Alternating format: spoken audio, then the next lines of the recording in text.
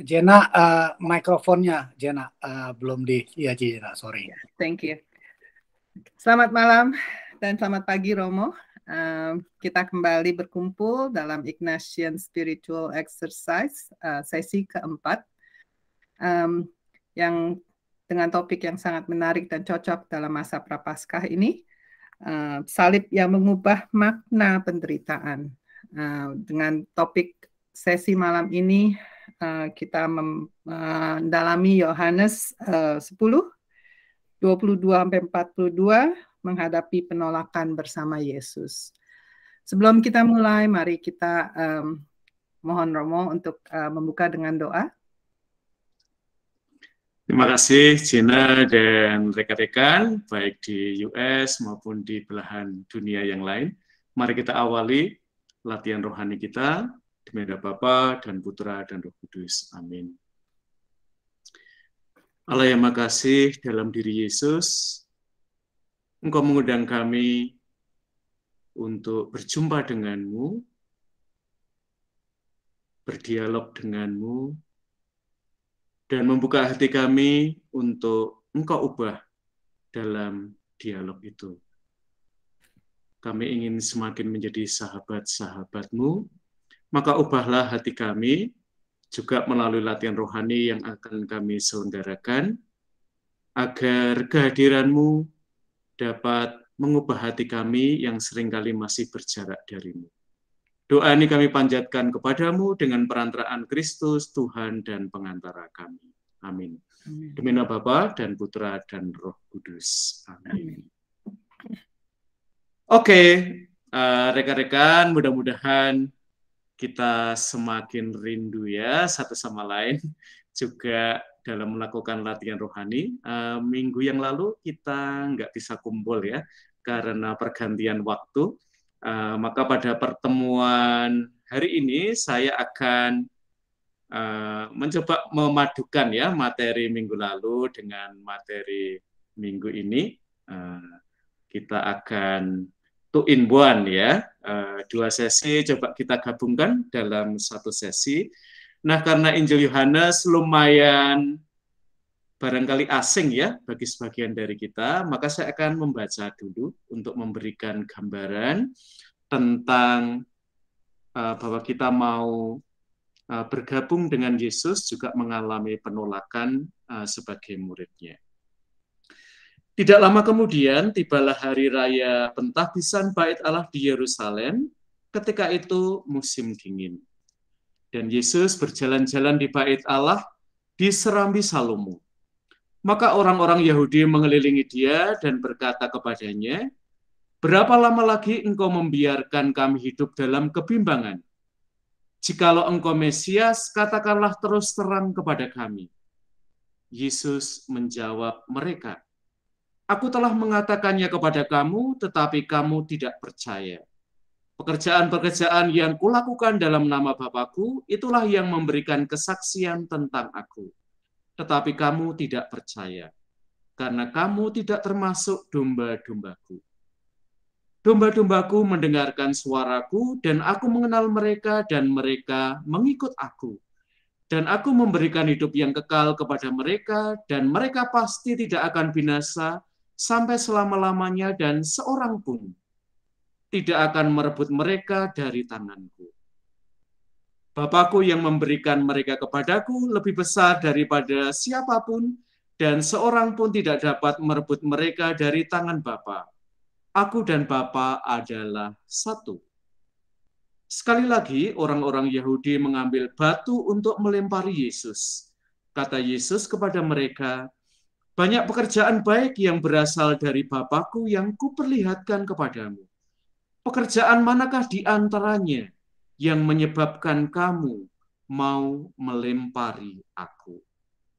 Jawab orang-orang Yahudi itu, "Bukan karena suatu pekerjaan baik, maka kami mau melempari engkau, melainkan karena engkau menghujat Allah, dan karena engkau, sekalipun hanya seorang manusia saja, menyamakan dirimu dengan Allah."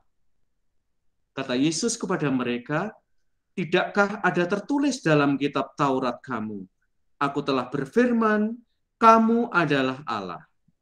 Jikalau mereka kepada siapa firman itu disampaikan disebut Allah, sedang kitab suci tidak dapat dibatalkan, masihkah kamu berkata kepada Dia yang dikuduskan oleh Bapa dan yang telah diutusnya ke dalam dunia, engkau menghujat Allah? Karena aku telah berkata, aku adalah anak Allah. Jikalau aku tidak melakukan pekerjaan-pekerjaan Bapakku, janganlah percaya kepadaku. Tetapi jikalau aku melakukannya dan kamu tidak mau percaya kepadaku, percayalah akan pekerjaan-pekerjaan itu, supaya kamu boleh mengetahui dan mengerti bahwa Bapa di dalam aku dan aku di dalam Bapa. Sekali lagi mereka mencoba menangkap Dia, tetapi Ia luput dari tangan mereka. Kemudian Yesus pergi lagi ke seberang Yordan, ke tempat Yohanes membaptis dahulu, lalu Ia tinggal di situ. Dan banyak orang datang kepadanya dan berkata, Yohanes memang tidak membuat suatu tanda pun, tetapi semua yang pernah dikatakan Yohanes tentang orang ini adalah benar. Dan banyak orang di situ percaya kepadanya. Demikianlah Injil Tuhan. Terpujilah Kristus. Terpujilah Kristus. Nah, teman-teman, saya mau membaca perikop ini sebelum kita nanti latihan rohani dari perspektif psikologi ya. Saya kira di tempat kita ada yang psikolog yang mempelajari psikologi, nanti bisa menambahi ya keterangan yang saya berikan. Menurut saya perikop ini menarik sekali rekan-rekan. Karena percakapan Yesus dengan orang Yahudi itu berlangsung di sacred space. Berlangsung di sacred time.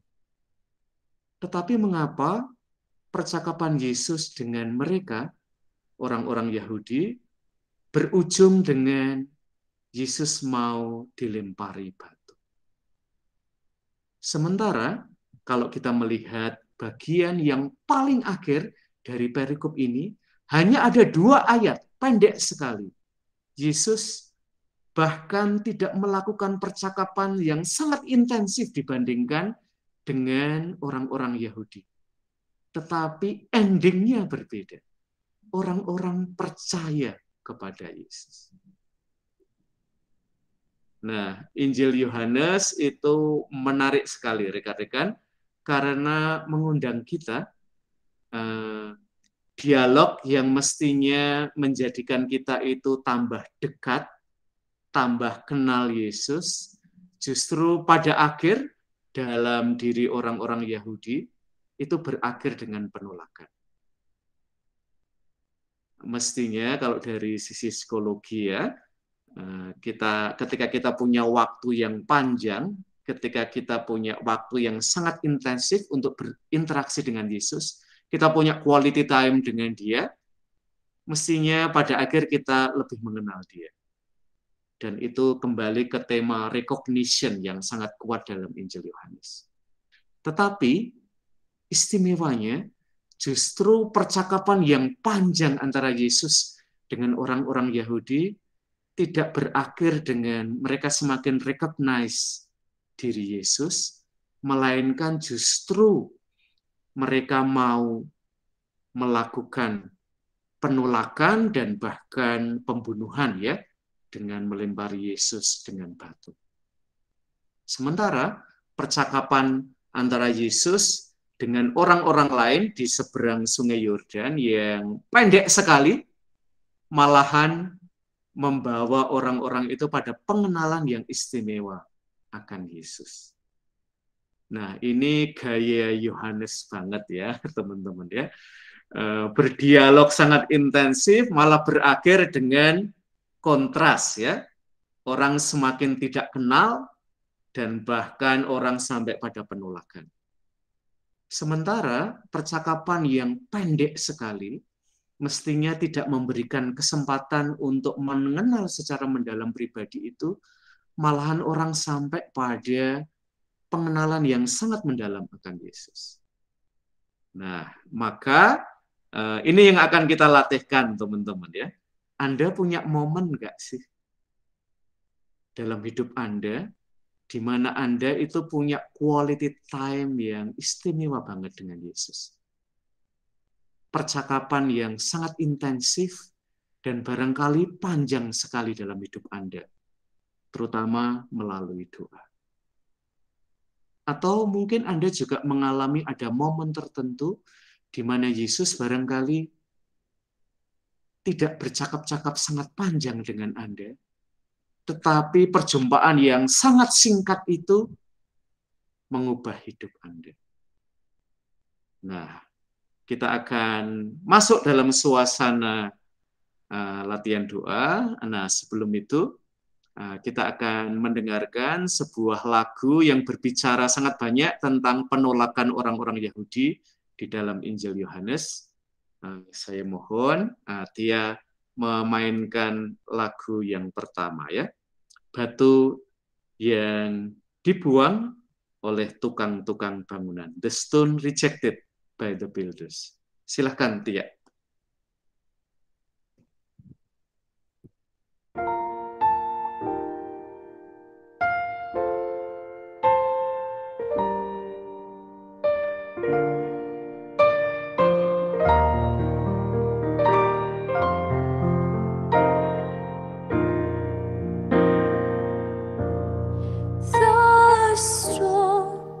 Rejected by the builders has become the cornerstone.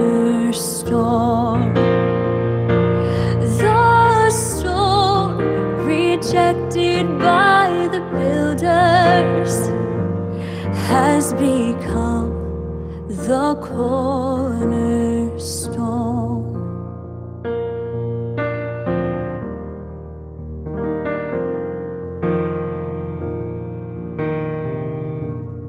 Give thanks to the Lord, for He is good, for His mercy endures forever. It is better to take refuge in the Lord than to trust in man. It is better to take refuge in the Lord than to trust in princes. The stone rejected by the builders has become the cornerstone.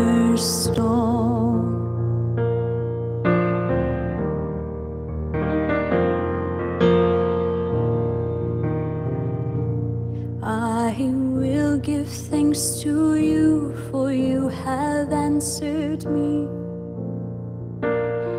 and have been my Savior.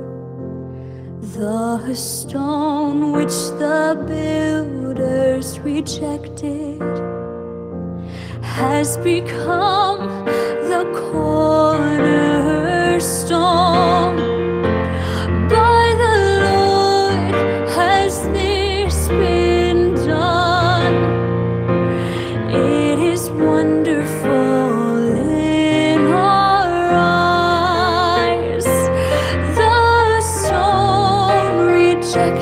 By the builders has become the cornerstone.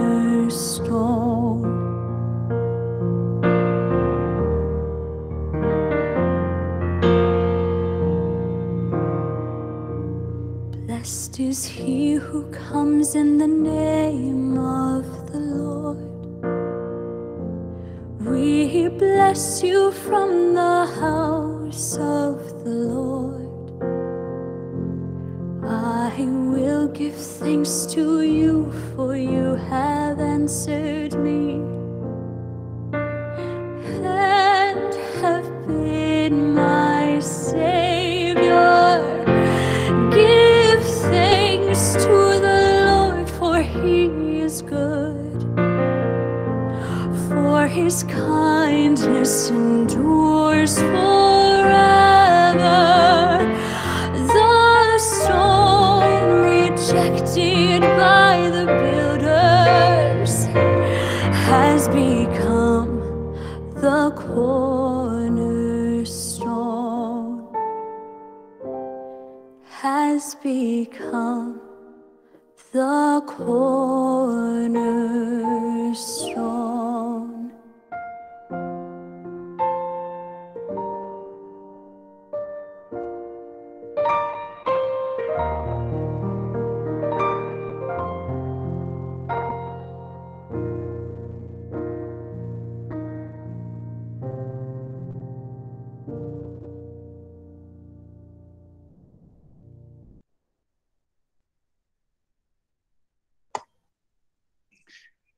Rekan-rekan, mari kita mulai latihan rohani. Kalau Anda adalah tipe pribadi yang lebih mudah untuk disentuh, terutama oleh musik, Anda bisa menggunakan ayat yang baru saja Anda dengar tadi. The stone rejected by the builders has become the cornerstone. Anda bisa mengulang-ulang syair itu dan membiarkan sabda Allah itu mengajak Anda untuk berdialog dengan Dia. Kapan Anda merasa bahwa Tuhan itu menjadi cornerstone di dalam hidup Anda?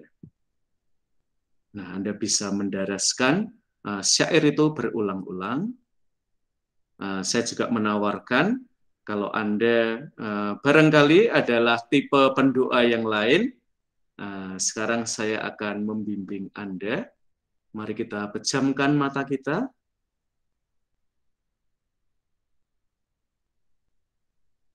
Sekarang ini kita berada di sacred space, sacred time dalam hidup Anda.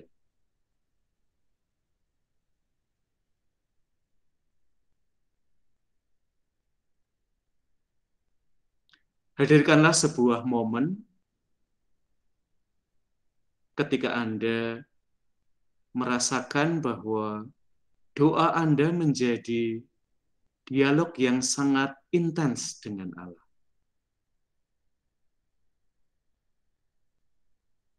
Bukan dialog yang singkat-singkat seperti biasanya kita lakukan di dalam doa, melainkan kali ini Anda bersama Allah ada dalam percakapan yang panjang. Seperti Yesus hari ini berdialog dengan orang-orang Yahudi. Rekan-rekan, dalam Injil Yohanes, pengenalan akan Yesus itu ada beberapa jalan. Melalui pengajaran Yesus, melalui tindakan-tindakan Yesus, dan juga melalui dialog dengan Yesus. Tentu kita ingat dialog Yesus dengan perempuan Samaria di dekat sumur Yakub. Percakapan serupa berlangsung dengan orang-orang Yahudi di dalam Injil yang kita dengarkan hari ini. Dan nanti juga percakapan Yesus dengan orang-orang yang diceritakan sangat pendek di dalam Injil Yohanes dengan orang-orang di sekitar Sungai Yordan, tempat Yohanes membaptis mereka, membaptis banyak orang. Dengan dua ending yang kontras. Satu, mereka menolak Yesus.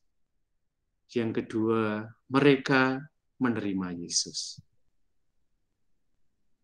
Saudara dan saudariku, kembali mari kita menghadirkan sebuah momen dalam hidup Anda ketika Anda bercakap-cakap, berdialog dengan Yesus. Barangkali terhadap sebuah perkara dalam hidup Anda di mana percakapan itu sungguh-sungguh menjadi quality time bagi Anda. Dialog dengan Yesus seperti berlangsung 24/7. Tidak putus. Mungkin ada sesuatu yang Anda ingin tanyakan pada dia. Dan Yesus mencoba menanggapi pertanyaan Anda. Mungkin ada sesuatu yang Anda ingin konfrontasi dengan dia. Dan dia dengan sabar mendengarkan kisah Anda tanpa berusaha untuk menginterupsinya. Dia mendengarkan sampai akhir. Dan baru kemudian dia menanggapi kisah Anda, pertanyaan Anda, gugatan Anda.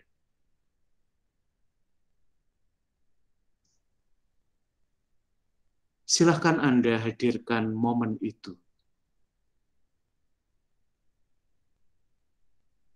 Kapan Anda merasa bahwa Anda terlibat percakapan yang sangat panjang, sangat intensif dengan Tuhan?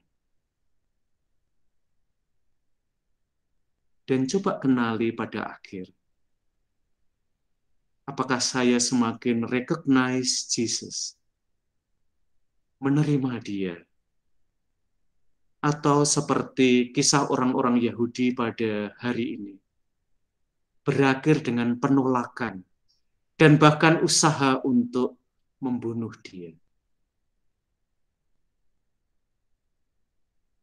Silakan Anda masuk di dalam keheningan, menikmati momen yang diperbolehkan Allah, diperbolehkan Yesus untuk hadir dalam kenangan Anda. Dan sambil Anda merenungkan, menikmati saat-saat itu, silahkan dia memainkan In Christ Alone. Sambil Anda tetap dalam suasana doa, mengingat momen di mana Anda berdialog sangat panjang, hampir tanpa henti dengan dia. Silahkan dia. In Christ alone, my hope is found. He is my light, my strength, my song. This cornerstone, this solid ground, firm through the fiercest drought and storm. What heights of love, what depths of peace, when fears are stilled, when striving cease. My comforter, my all in all, here in the love of Christ I stand.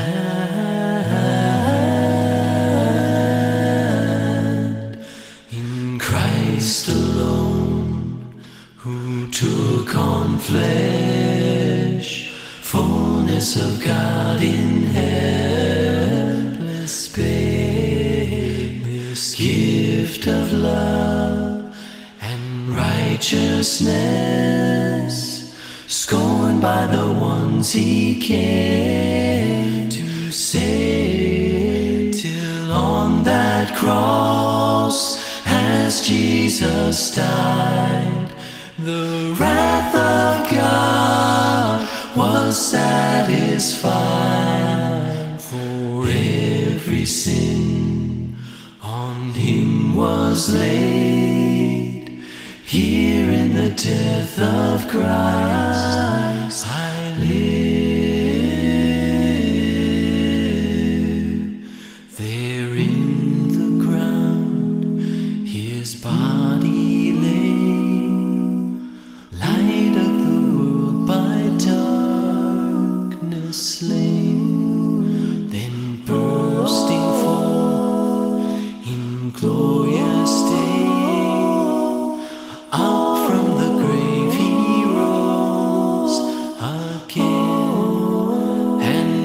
as he stands in victory.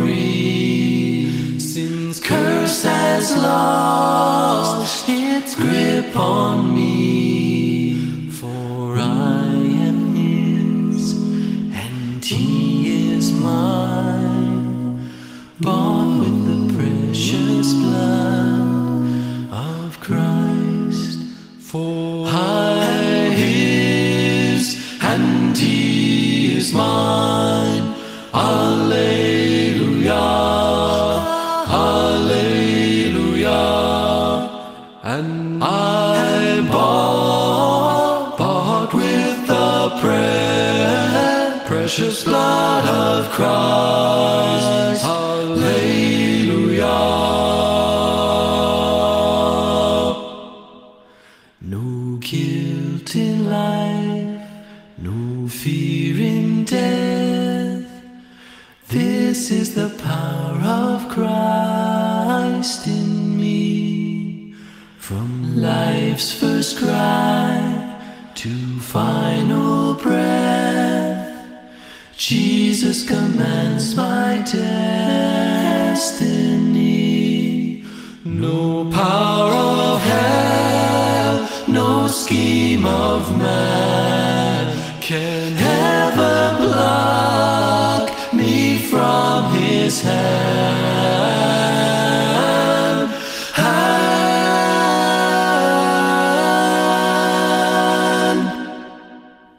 Till he returns or calls me home, here in the power of Christ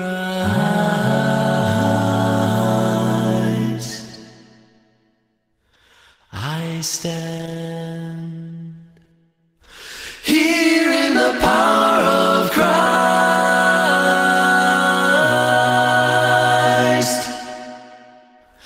I stand.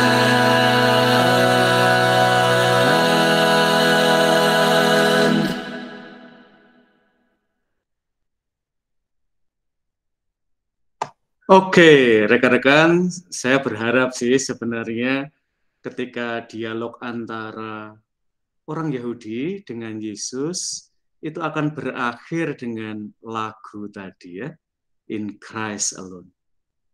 Menariknya adalah bahwa ini bukan ending yang kita dengar dari Injil Yohanes. Justru ending itu kita temukan dalam perikop yang sangat pendek, 2 ayat saja dari Injil Yohanes yang kita baca pada malam dan juga pada siang hari ini. Nah, ini tentu menyimpan misteri ya. Sebenarnya apa yang terjadi dalam 2 ayat itu? Dan di situ kita menemukan rahmat Allah itu memungkinkan quality time yang pendek itu menjadi dialog yang sangat intensif yang mengubah orang sampai pada kepercayaan pada Allah. Nah, pengalaman kita gimana? Nah, setelah ini saya akan mengundang Anda untuk berbagi pengalaman Anda. Pernah nggak sih Anda memiliki momen bercakap-cakap dengan Tuhan itu panjang banget ya? Doa Anda kalau hitung-hitung, wah nggak terasa ya. Saya tadi udah ngobrol dengan Tuhan panjang banget. Nah, sebelum masuk ke sesi itu, kita akan melihat sebuah klip pendek yang cukup jenaka ya, tentang betapa, dan ini dari perspektif Yohanes ya, kita itu menggapai-gapai Allah ya dalam hidup kita, termasuk di dalam doa. Silakan Mbak Cynthia untuk memainkan film animasi pendek tentang seorang lansia ya, yang mencoba menangkap momen pada usia lansianya ya. Dan Allah itu seperti burung ya, yang nggodain kakeknya itu ya, nggak mau difoto ya.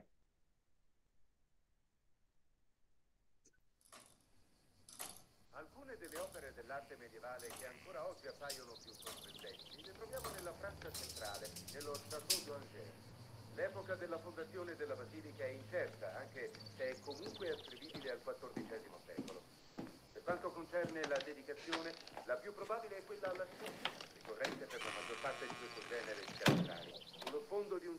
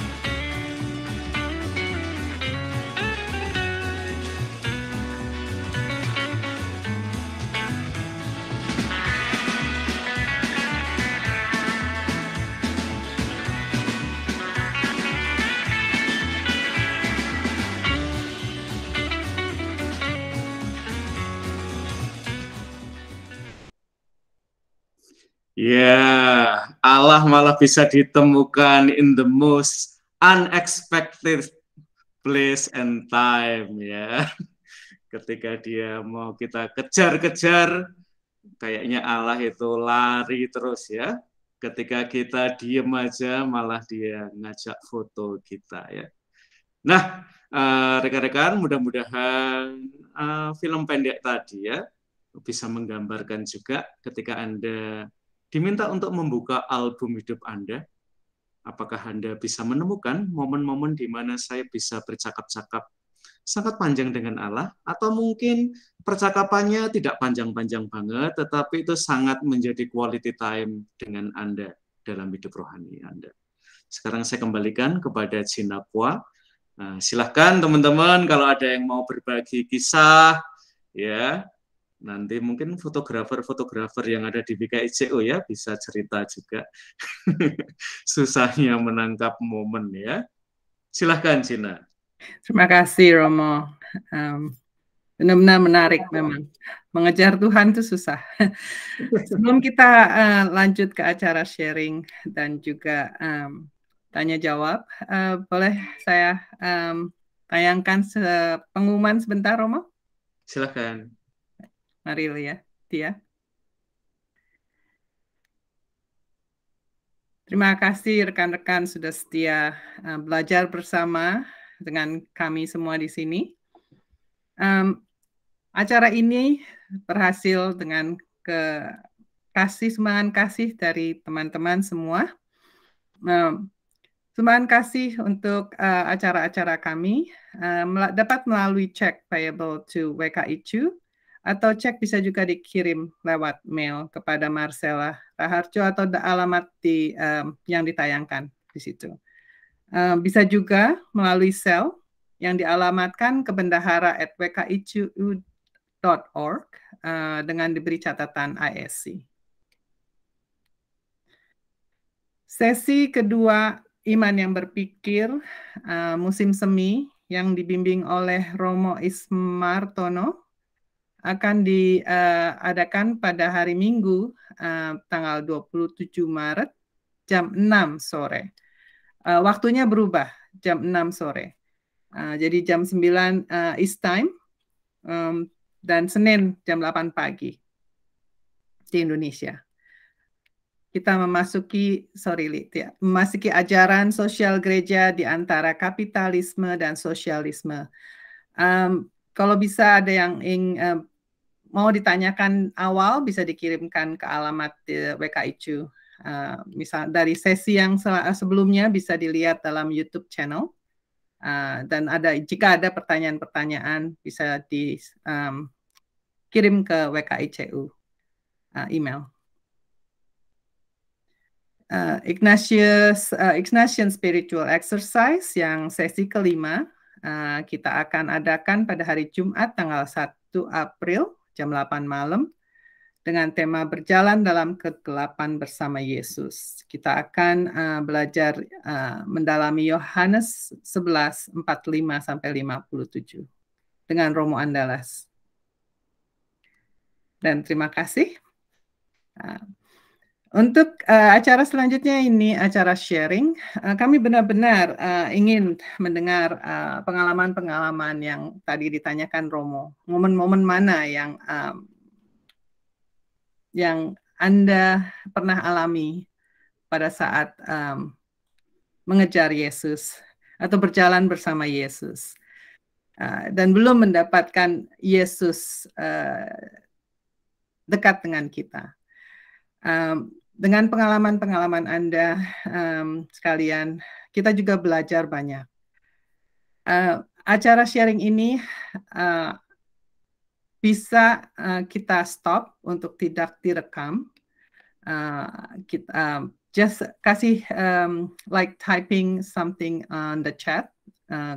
Bilang kalau just telling that saya tidak ingin direkam, tapi saya ingin sharing. Kita akan buka sharingnya dengan tidak direkam, rekaman akan di stop, dan dengan sharing itu kita akan anonymous, jadi kita nggak akan sebut nama pada saat Romo jawab. Bisa kan Romo? Bisa. Jadi namanya nggak disebut, jadi kita bisa, tapi Romo akan ulang pertanyaannya karena dan juga akan dengan dijawab atau ditanggapi Romo dengan tidak menggunakan nama. Oke, silakan jika ada yang ingin sharing saat ini, dan jangan lupa kasih tahu kita jika tidak ingin direkam. Baik, terima kasih Romo, terima kasih Jena. Saya mau coba, bukan mau coba sharing, sebetulnya mau cerita tentang bagaimana pengalaman saya dengan Tuhan, dengan Allah. Sesungguhnya sebelum mengenal atau mengetahui bahwa nama Tuhan kita itu Yesus, gitu loh. Dulu saya itu kejawen, keluarga saya, dan saya dibesarkan dengan pendidikan kejawen. Bapak ibu saya atau mungkin orang kejawen juga sangat amat begitu mengakui adanya Tuhan yang Maha Esa, manunggaling kawula Gusti. Kalau Romo juga tahu bahwa kita panggil Gusti, maka ketika ada sebutan Allah ya Gusti Allah kita. Begitu. Jadi keluarga saya itu terutama ibu saya amat sangat kejawen ya. Selalu berdoa tiap malam, selalu mendoakan anaknya satu-satu. Keluarga saya itu 10, Romo.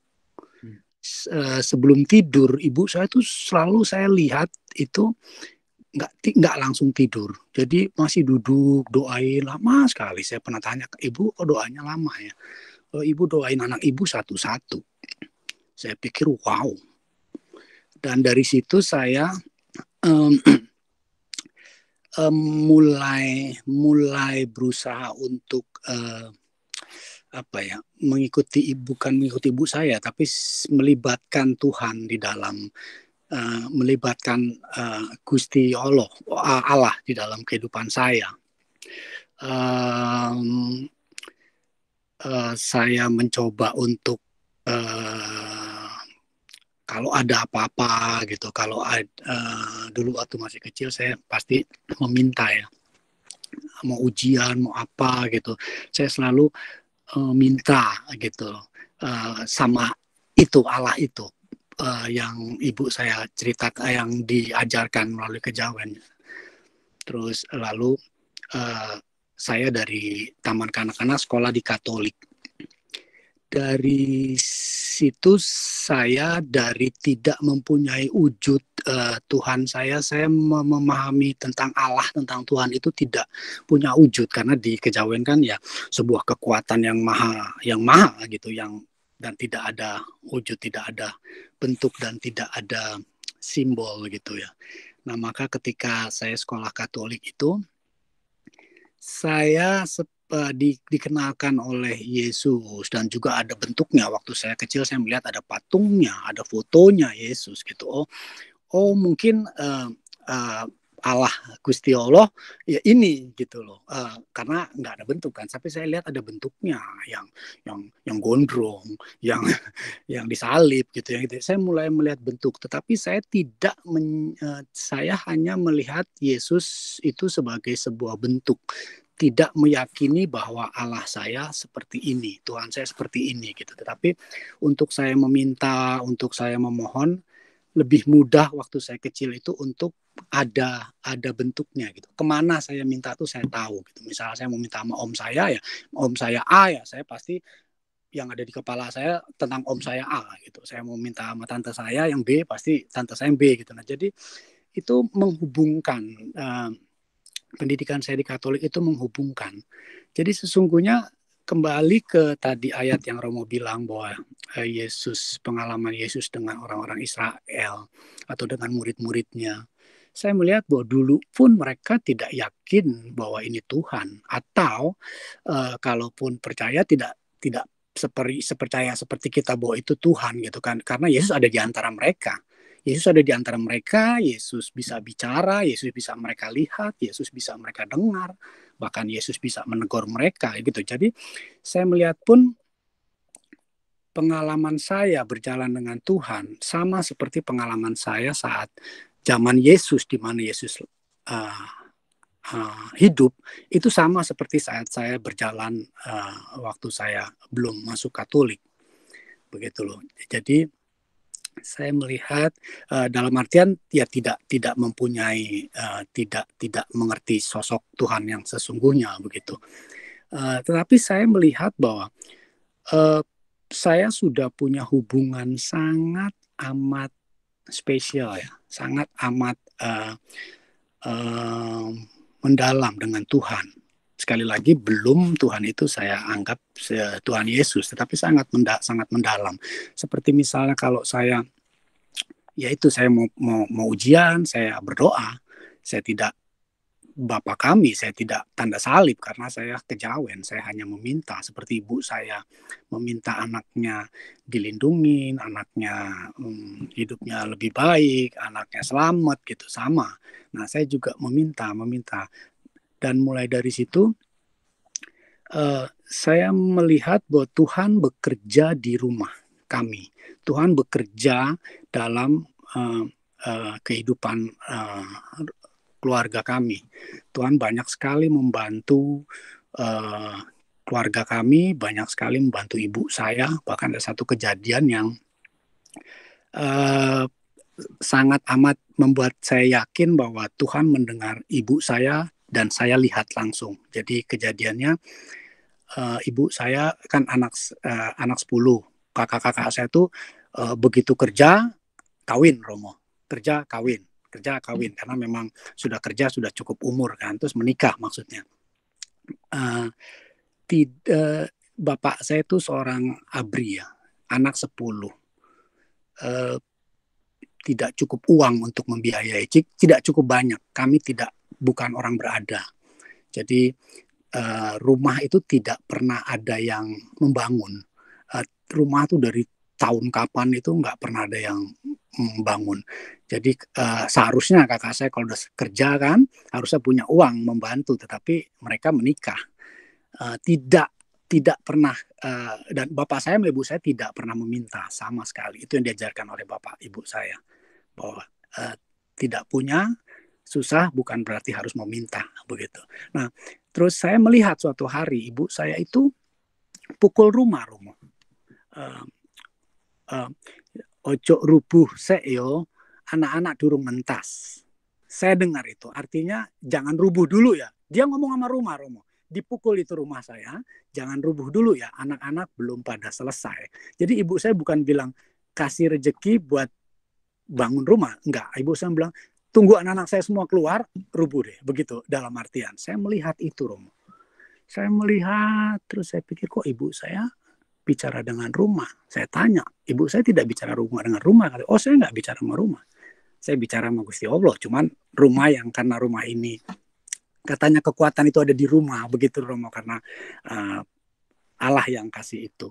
Terus saya pikir, oh ya katanya nanti Allah bisa Gusti Allah bisa kasih terus atau nanti kasih rezeki anak ibu untuk bisa bangun rumah. Itu saya waktu itu lulus selesai kuliah. Di kurang lebih 2-3 bulan saya dapat kerjaan Romo di Kompas Gramedia. Dan untuk saat itu gajinya cukup besar bagi saya karena saya tidak pernah megang uang sebanyak itu dan uangnya besar. Dan entah mengapa itu saya teringat itu dan uangnya tidak, gaji pertama sampai rumah saya terbangun saya tidak pernah ambil. Itu uangnya ke rumah Romo. Bukan saya yang kasih, tetapi saya berpikir bahwa Allah, ibu saya berdialog dengan Tuhan dengan caranya dia. Begitu juga saya sesungguhnya berdialog, berbicara dengan Tuhan, melibatkan Tuhan dalam kehidupan saya seperti itu gitu, tanpa ada simbol, tanpa ada tanpa ada pokoknya mengalir. Dan ibu saya melihat bahwa ibu saya memintanya tuh tidak kebangetan, bahkan tidak meminta ya. Saya lihat dia mendoakan 10 anak-anaknya supaya selamat, supaya hidupnya baik gitu loh. Dan memang keluarga saya kalau dilihat, saya tinggal di Tanjung Priok Romo. Tanjung Priok itu gudangnya orang Badung, gudangnya preman Romo, gudangnya penjahat, tapi kakak saya 5 keluarga saya 5 laki-laki, 5 perempuan, dan 5 laki-lakinya tidak ada yang jadi begajulan, Romo, tidak ada yang jadi bandar narkoba atau tukang berantem atau tukang apa, dan semua tetangga-tetangga saya rata-rata anaknya begitu. Dan saya percaya bahwa doa ibu saya yang meminta untuk selalu menjaga anak-anaknya itu sepertinya dijawab buat saya dengan alami ya, karena ibu saya juga doanya begitu, dan sejak itu saya selalu menempatkan Tuhan Allah itu dalam hubungan spesial dengan hidup saya, begitu loh. Sampai suatu ketika dulu di Priuk itu ada peristiwa Tanjung Priuk, kalau Romo masih ingat atau siapa ada yang pernah ingat, itu dulu peristiwa kerusuhan Tanjung Priuk. Itu tahun 1984, saya SMP kelas 1 apa 2 saya lupa. Ya, sekitar kelas 1 kelas 2. Saya punya teman akrab. Sekolah saya sekolah Katolik. 90% Chinese. Di kelas saya orang asli Indonesianya hanya saya dan teman saya orang Batak. Itu di SMP itu. Saya itu kerusuhan Tanjung Priok itu kerusuhan agama ya, ras juga, Romo, gitu, merembetnya ke ras, dan korbannya itu adalah orang-orang China. Teman-teman saya itu semua rata-rata orang Chinese, dan saya sangat akrab dengan mereka, saya sangat akrab dengan orang tuanya, dengan orang tua mereka gitu. Saya itu selalu ketika kejadian itu saya khawatir karena teman-teman saya orang-orang yang terancam dalam peristiwa Tanjung Priok itu, dan saya berdoa pada Tuhan untuk membantu mereka, menolong mereka, begitu loh. Sekali lagi saya belum berdoa kepada Tuhan Yesus, tetapi saya berdoa kepada Allah seperti di mana saya biasa dari kecil akrab dengan Allah yang saya kenal dari orang tua. Terus suatu ketika dulu ada teman saya namanya Vivi, dia laki-laki ya. Vivi selalu kalau pulang itu dijemput bapaknya naik Vespa, naik motor Vespa. Saya itu selalu dianterin pulang karena rumahnya kebetulan satu arah. Dia lewat rumah saya. Saya duduk di depan, kadang yang berdiri di depan. Kalau Vespa kan kita bisa berdiri, Vivi-nya di belakang, atau saya suka di belakang, Vivi di depan. Hampir setiap hari bapaknya itu nganterin saya dengan Vivi pulang. Kalau berangkat, saya berangkat sendiri karena saya lebih pagi, dekat rumah saya. Nah,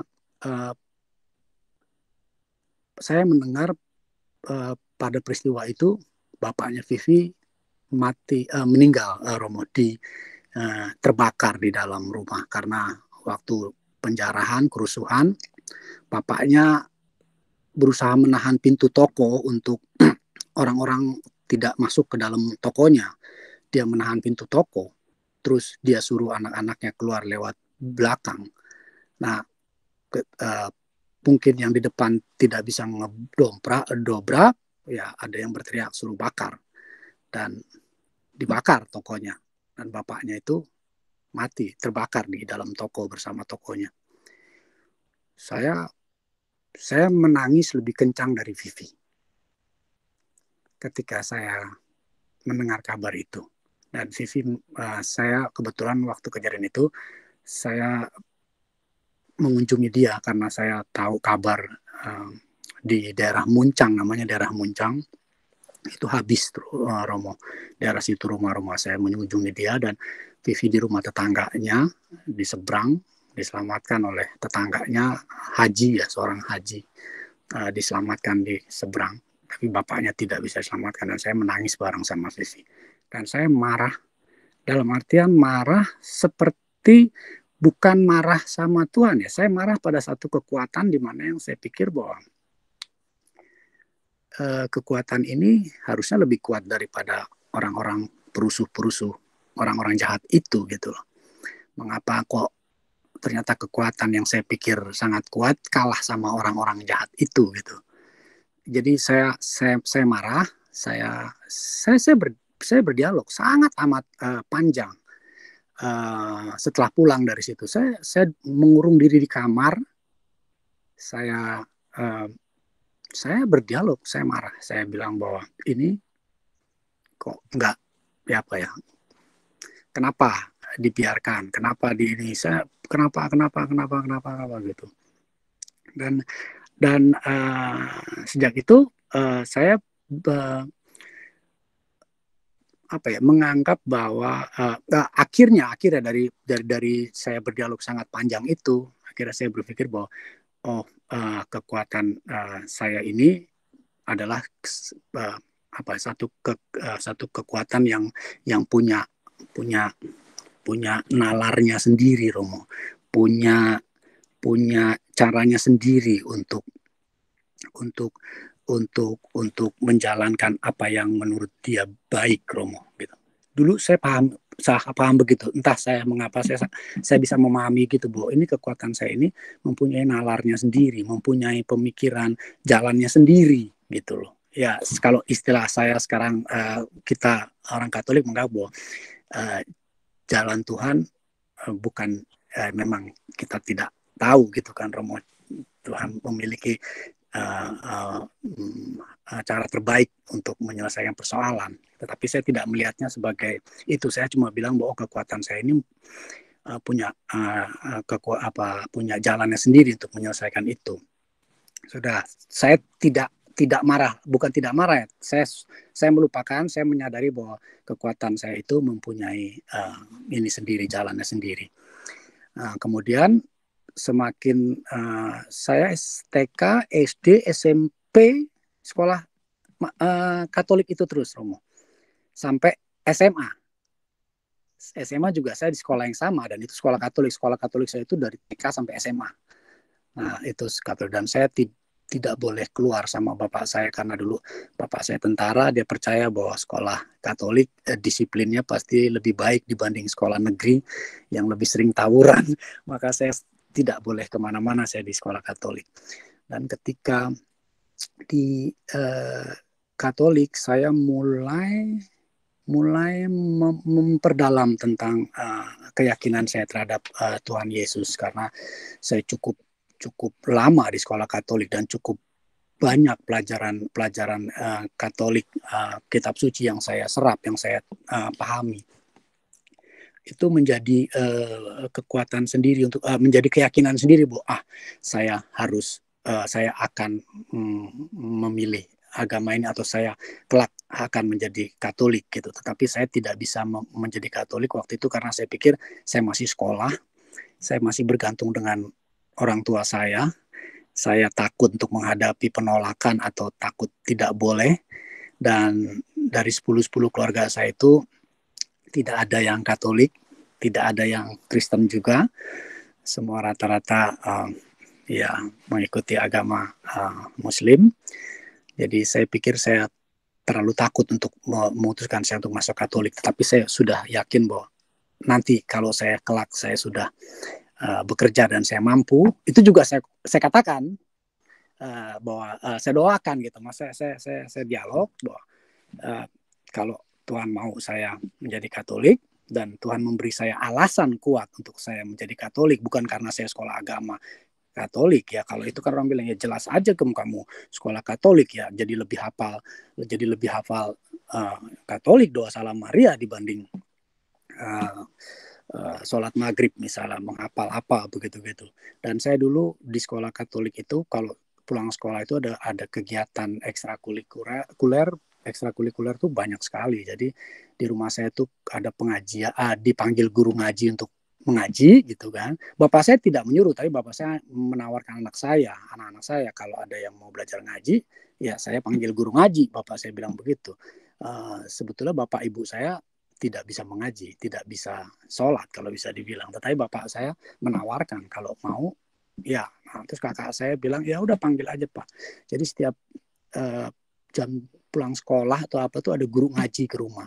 Nah saya itu tidak pernah ikut, Romo, karena saya pasti ada drum band, entah ada pencak silat, entah ada bahasa Inggris gitu. Jadi saya tidak pernah ikut. Nah sejak itu saya bilang sama Tuhan, kasih alasan saya yang lebih kuat untuk saya bisa masuk Katolik. Bilang sama keluarga saya, atau paling tidak saya meyakinkan diri saya sendiri, saya harus jalan. Saya berdialog kembali dengan Tuhan, saya ngobrol panjang sekali dialognya, dan saya jujur, saya menyerahkan semuanya kepada Dia, Romo. Saya hanya jalan. I am only the messenger. Saya jalan, terus entah bagaimana di SMA saya jatuh cinta sama teman satu kelas saya, istri saya saat ini, dan dia orang Chinese, Romo. Dia dan saya marah waktu pertama kok dikasihnya begitu. Maksud saya juga tahu di Priuk itu, saya kurang tahu gimana di Jakarta lainnya atau di daerah lain, tapi di Tanjung Priok itu sangat amat ini sekali, Romo, amat sangat kebencian antara pribumi dan Chinese itu amat sangat kuat ya, Romo, ya di situ. Ya mungkin karena pernah kejadian peristiwa Priok. Terus saya lihat juga kalau kebetulan di keluarga istri saya tuh dia punya toko juga di daerah namanya daerah Sindang.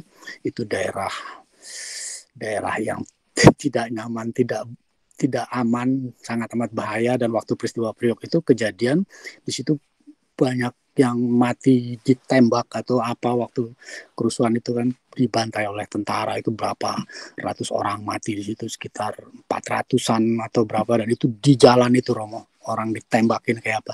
Nah itu di jalanan di tempat istri saya, dan keluarganya itu sejak dulu awal buka toko itu tidak pernah mendapat perlakuan baik oleh orang-orang pribumi, Romo. Ya saya melihat sendiri karena mereka datang ambil barang pergi gitu loh, Romo.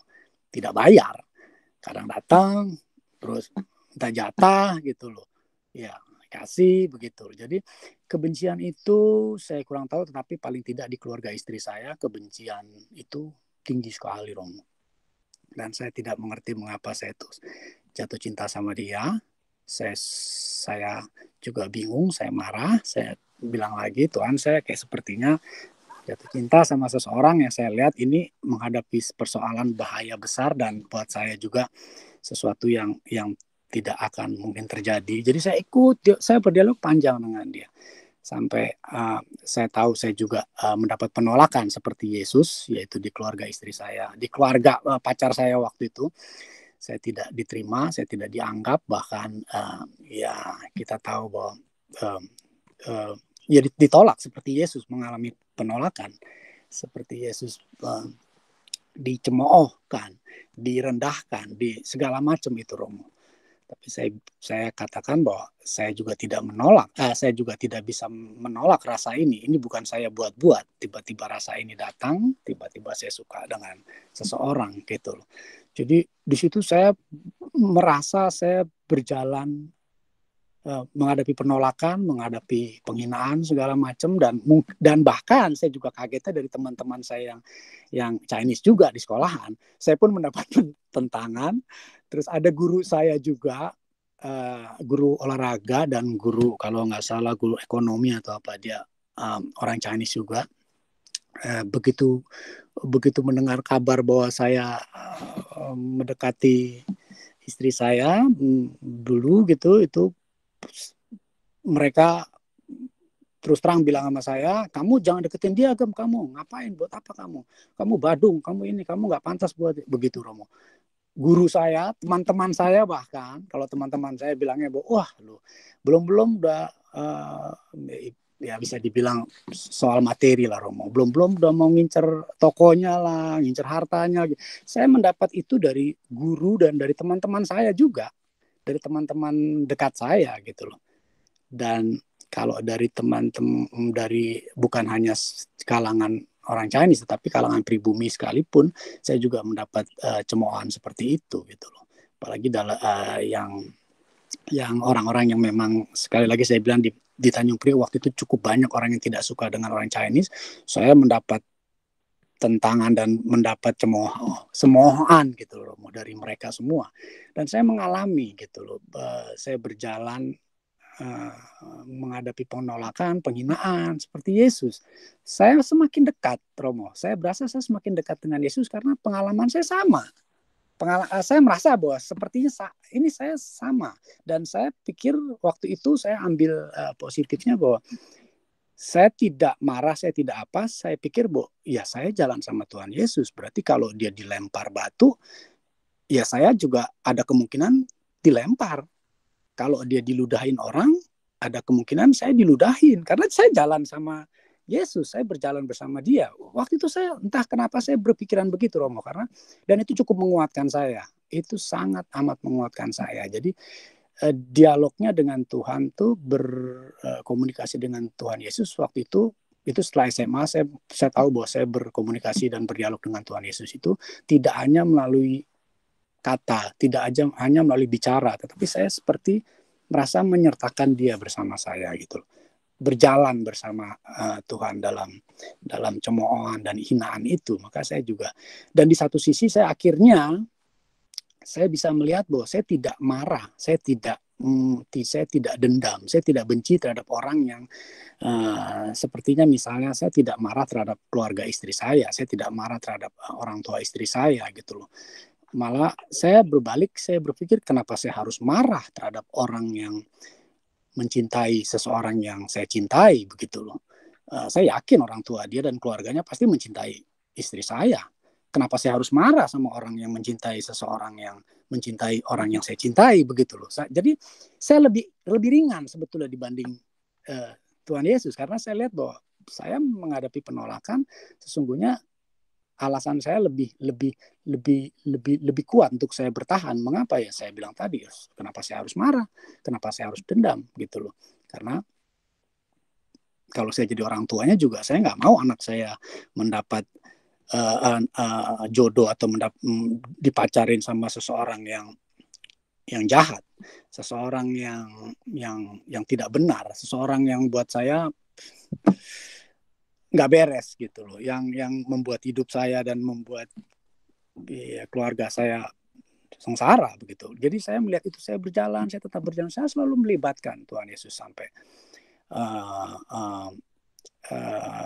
dalam setiap kehidupan saya. Dan untuk ini saya berpikir bahwa Tuhan, saya sudah tidak akan mau meminta.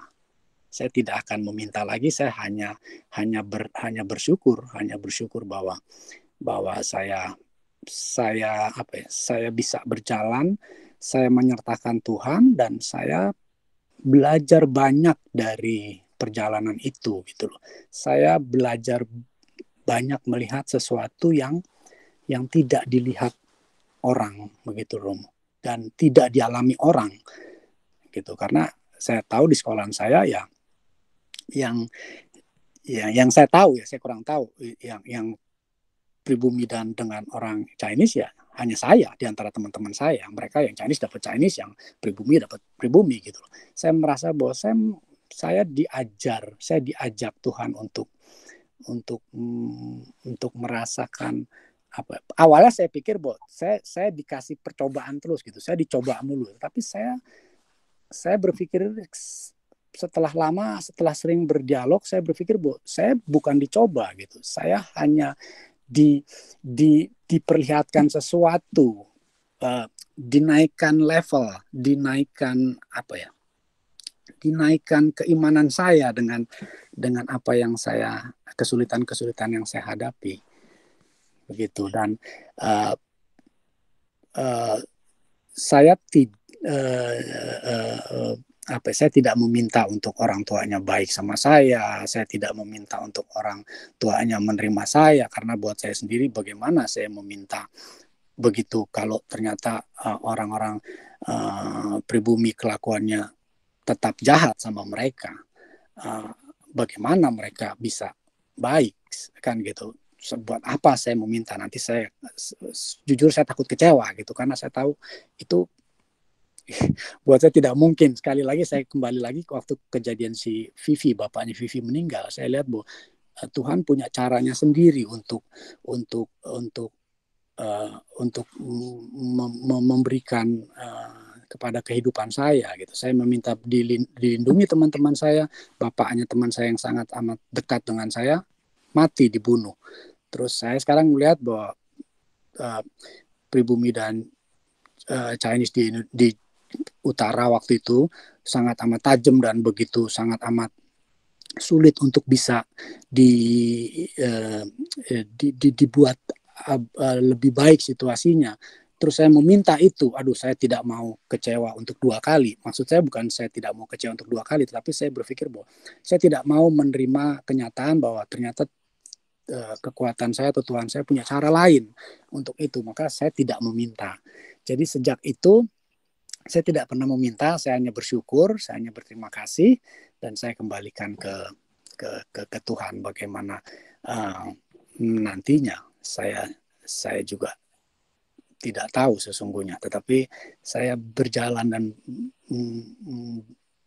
berdialog panjang dengan Tuhan sampai suatu ketika begitu istri saya lulus SMA, bapaknya, keluarganya memang sengaja memisahkan saya dengan dia disekolahkan di luar negeri, Romo.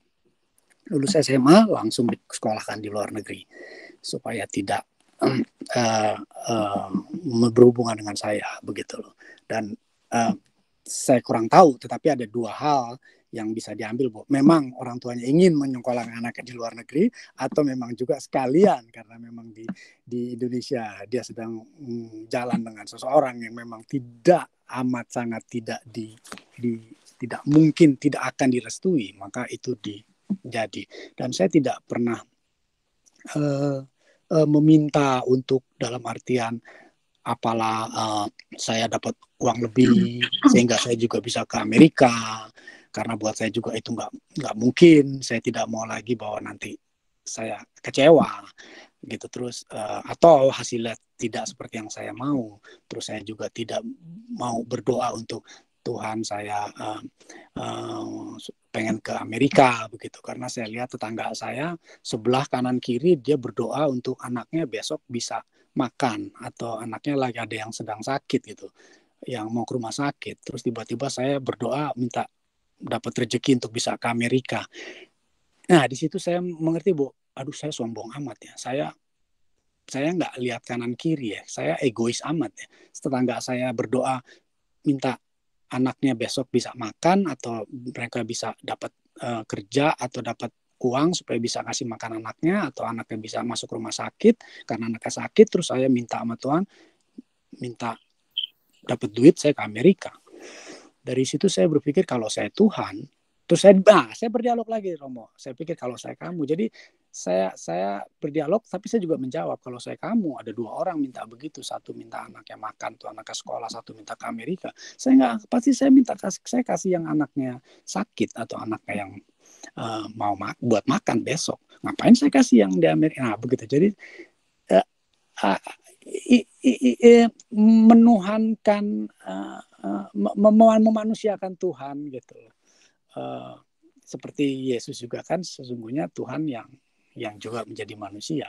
Jadi kita bisa belajar bahwa di Tuhan juga, saya banyak belajar bahwa Tuhan itu ya manusia. Jadi kalau kita mau melihat Tuhan, sesungguhnya kita bisa berpikiran dengan pikiran manusia kita gitu. Maka saya karena dialog itu, jadi saya selalu menjawab sendiri, bertanya menjawab sendiri, dan pada akhirnya saya ya begitu, Romo. Maaf terlalu panjang, tapi terima kasih sharingnya bagus sekali, menguatkan kita semua bahwa banyak tantangan menuju mengenal Tuhan. Gimana Romo, ada tanggapan atau waktunya udah lewat 19 menit. Romo bisa ada satu lagi atau yang mau sharing, atau Romo mau tanggap Agem sebentar dan atau tutup? Saya tanggapi Agem ya sebentar, lalu jangan khawatir teman-teman, minggu depan masih ada kesempatan untuk sharing ya. Sharing Agem itu mengingatkan kita betapa percakapan kita dengan Tuhan itu seringkali sangat panjang. Dan tadi kita sudah mendapatkan salah satu contoh bagaimana percakapan Agem dengan Tuhan itu tidak pendek-pendek saja, dan bahkan seringkali ada long pause, ya, a long silence, Dan itu semua menjadikan percakapan kita itu kaya ya. Karena tidak hanya kata, tetapi juga keheningan, mungkin juga ada banyak jeda di antara percakapan itu. Dan mungkin nanti ya isinya kita perpanjang 2 jam gitu ya.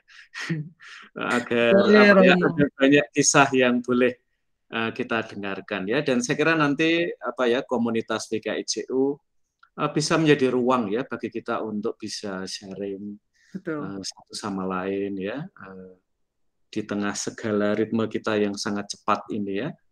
Saya kira kita butuh ruang di mana banyak dari kita boleh berbagi ya tanpa ketergesa-gesaan ya. Jadi kita sengaja tidak memutus sharingnya Agem ya, karena memang banyak pesiaran kita itu panjang banget. Terima kasih Gina. Terima kasih Romo. Sebagai penutup, kita akan kembali ketemu Romo pada acara Ignatian Spiritual Exercise minggu depan hari Jumat.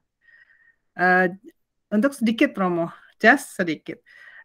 Yang misteri yang Romo di ayat yang terakhir itu benar-benar juga menjadi misteri bagi saya, karena di situ tidak ada percakapan sama sekali Romo. Cuma datang dan Yesus tinggal dan orang-orang di sana percaya. Mungkin kita akan juga dibawa ke situ, kita juga tidak akan bercakap-cakap, kita akan tenang dalam waktu malam ini untuk bisa menemui Yesus. Begitu Romo. Mari kita tutup Romo dengan doa. Terima kasih untuk sharingnya Agem, begitu menguatkan. Terima kasih. Mari Romo. Rekan-rekan, mari kita akhiri demi nama Bapa dan Putra dan Roh Kudus. Amin. Allah, Engkau menyapa kami dengan sabda-Mu, dengan kehadiran-Mu, dengan ketak berkatan-Mu, dalam keheningan-Mu. Dan kami ingin seperti orang-orang di seberang Sungai Yordan, memiliki keterbukaan hati untuk kehadiran-Mu. Sertailah latihan-latihan rohani kami selanjutnya, agar kami semakin sampai pada pengenalan yang semakin mendalam akan Engkau. Dan semoga kita semua mendapatkan kelimpahan berkat darinya, demi nama Bapa dan Putra dan Roh Kudus. Amin. Terima kasih semuanya. Selamat malam semua. Selamat. Terima kasih. Terima kasih Romo. Terima kasih Jana.